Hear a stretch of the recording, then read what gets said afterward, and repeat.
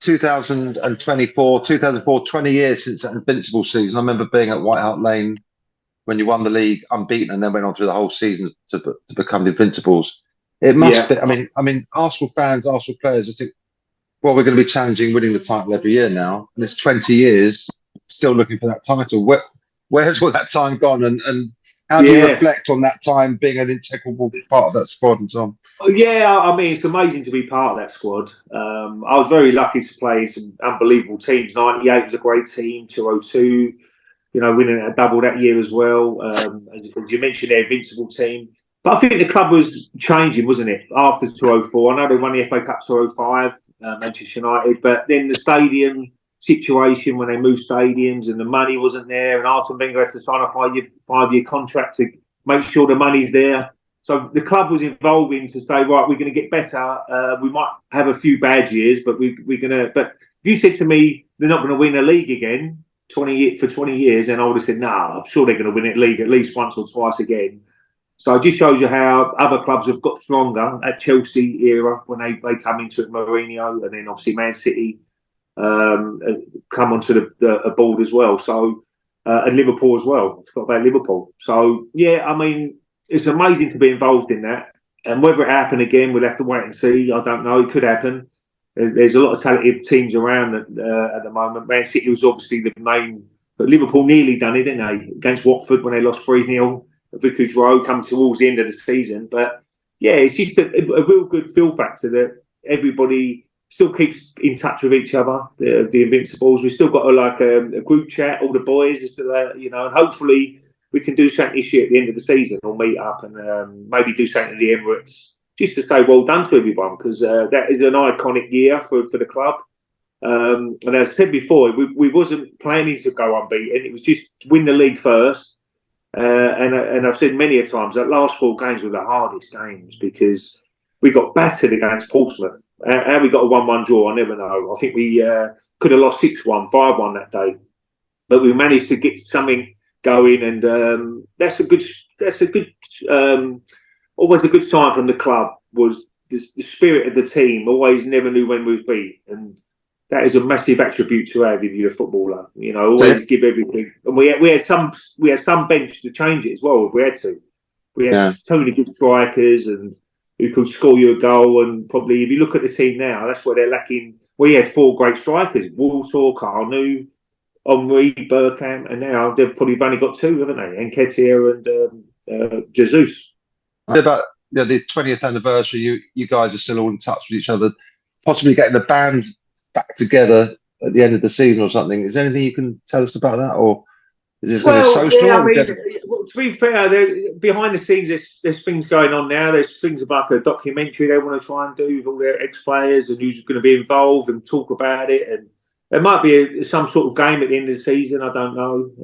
But I said to them, well, the only problem we got there is half of us can't play now. I don't know how you're going to do that, but it's a situation where you got to embrace what you've done, you've achieved, and who knows? Look, next year it could be beaten or whatever, but you've got to enjoy it while you're there. And if it is beaten, you've got to just shake people's hands and say, well done, because we know how hard it was to do it.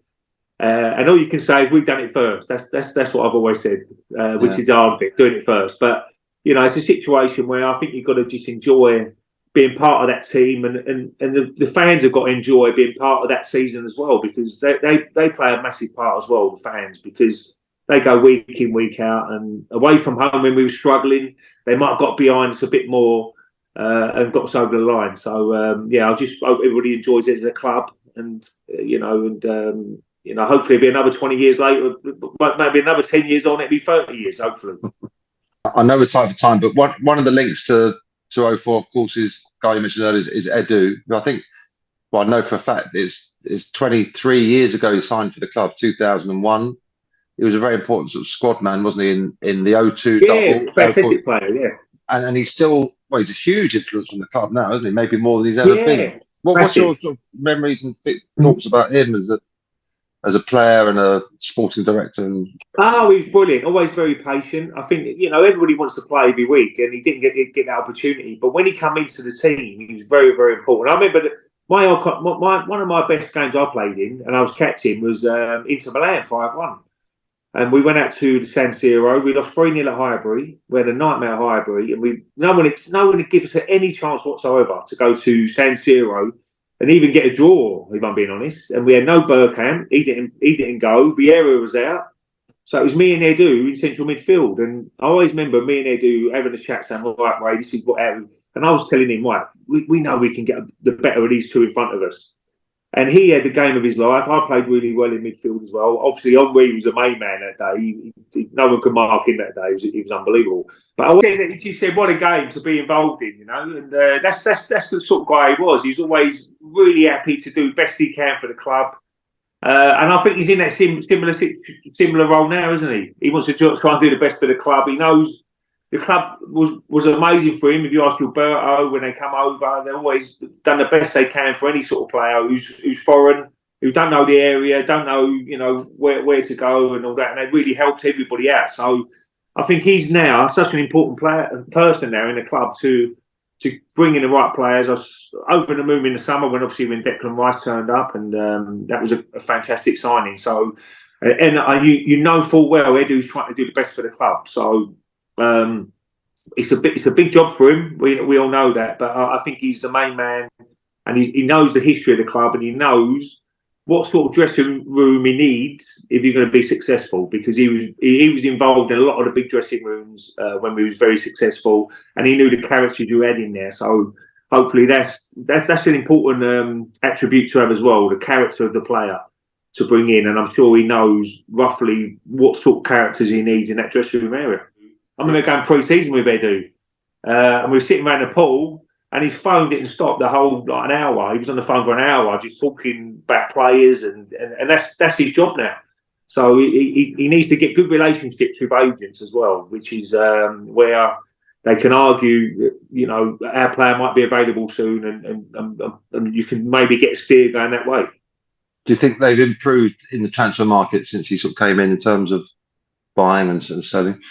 Yeah, I think they have. I mean, Declan Rice was the big signing, wasn't he? And I remember seeing Mark Noble at the pub, and he said to me, Ray, I said, Mark, come on, is he coming to Arsenal or not? And he went, Ray, I don't think you can afford him. So, you know, he thought Arsenal couldn't afford him, but I'm so pleased they could, and they got the deal over the line. So that's the sort of players you want to be bringing in if you're going to be successful. I know it's a lot of money, but money doesn't really matter if they do a good job for the club. I'm sure it wasn't always happy families, but you must have such a bond. I mean, when you look at each other in the eye 20 years on, so we were there, we did that together. Yeah. And I don't always just say the players. I mean, the players are obviously the most important people because you've got to go on the pitch and perform. But I go for the whole backroom staff as well, because there's times when you've got niggles, and you've got the physios working overtime to get you fit for a certain game. You've got masseurs staying behind, helping you out. And, you know, so it goes deeper than just the players and the manager. You know, I'm looking at the coaches. I'm looking at everybody involved in that squad, even going down to the canteen ladies, because they keep the shit going as well, giving you nice food every day, make sure you're having the right food ready, you know, all that sort of stuff. So I think everybody comes together as a family, as they call it, which I totally agree with that, and just everybody enjoys it. They really can't afford to drop many more points anyway, can they? No, not at all. I mean, you're looking at Man City now going to go, and they're so experienced to do what they're going to do, probably go on a massive run, and you just got to try and stay in the hunt. The most important thing, 6-7 games out, I've always said, pressure kicks in then a little bit more if you've got a chance to win that title. But I just hope Arsenal got a chance, and right. Liverpool might. Then that's when you really need your squad hitting a good patch at the right time. Like we went for it in '98, didn't we? I was going through it just a minute ago. I mean, we was 12 points behind Manchester United, but we went on the run where we won 10 in a row. Which you know, I know the league might be a little bit different now, but if a team can go 4 or 5 wins in a row, then that can give you a massive chance. So Arsenal got to think like that. They've got to believe they can do that. And you know, they've got to learn lessons a little bit from last season. Hopefully, it's still a young squad. It's still developing. It's still going to get bigger and better. Hopefully, but if they can somehow get over the line this year, it's going to be a massive boost for the players going forward and the club itself. Right, maybe we'll see you again. See you soon. All the best, Nick. Take care, pal. Thanks, Russ.